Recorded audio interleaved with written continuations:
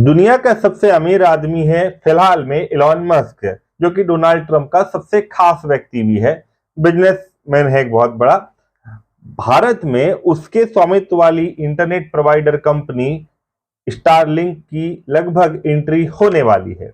हाल ही में जियो और एयरटेल, जो कि भारत के डोमेस्टिक दो सबसे बड़े टेलीकॉम कंपनियां, उनके साथ एक समझौता हुआ। समझौते के बाद में लगभग तय हो गया कि अब इलॉन मस्क की स्टारलिंक भारत में एंट्री करने वाली। इसके पहले उनकी टेस्ला भी लगभग भारत में आ ही चुकी है।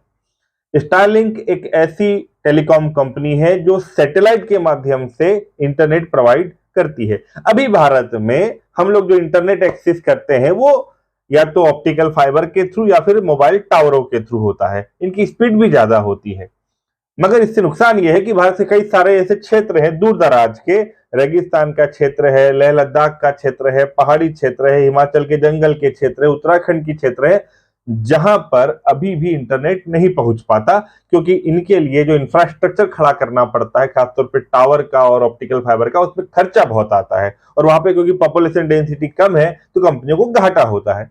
मगर यदि स्टारलिंक आ जाता है तो भारत के सारे क्षेत्र में इंटरनेट एक्सेस आराम से हो जाएगा, क्योंकि इसकी इलॉन मस्क की इस कंपनी के लगभग 7,000 सैटेलाइट हैं जो पृथ्वी की निचली कक्षा में स्थित है और वहां से ये हमको इंटरनेट प्रोवाइड कराते हैं।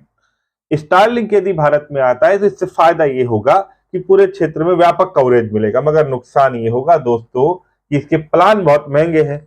अभी हम जियो के, एयरटेल के या वोडाफोन आइडिया के जो प्लान खरीदते हैं ना, उससे लगभग 4 से 5 गुना ज्यादा महंगे प्लान है। दूसरा खतरा यह है कि यदि वेदर खराब हुआ, मौसम खराब हुआ, तो वहां पर ये स्टारलिंक का नेटवर्क कवरेज थोड़ा सा फीका या कमजोर पड़ सकता है। इसकी स्पीड उतनी ज्यादा नहीं होती है। और एक सबसे बड़ा नुकसान जिसपे सरकार को चिंता है वह डिफेंस सिस्टम। हाल ही में एलॉन मस्क ने यूक्रेन के राष्ट्रपति को धमकी दे डाली थी कि यदि मैंने स्टारलिंक की सेवाएं बंद कर दी तो तुम्हारा पूरा डिफेंस सिस्टम चरमरा जाएगा। यदि भारत में भी हम स्टारलिंक का इस्तेमाल करते हैं और हमारी डिफेंस सिस्टम की टेक्नोलॉजी में इसका प्रयोग करते हैं, और यदि इसका हेडक्वार्टर, इसका सेंटर अमेरिका में रहा, तो हमारी डिफेंस सिस्टम की निर्भरता इस पर हो जाएगी, अमेरिकन कंपनी पर, और ये भारत की संप्रभुता के साथ समझौता होगा। पता चला हमने इधर चाइना पाकिस्तान के साथ युद्ध किया, उसने उधर से कंपनी का एक्सेस बंद कर दिया, तो हमारा सिस्टम तो गड़बड़ा जाएगा गुरु।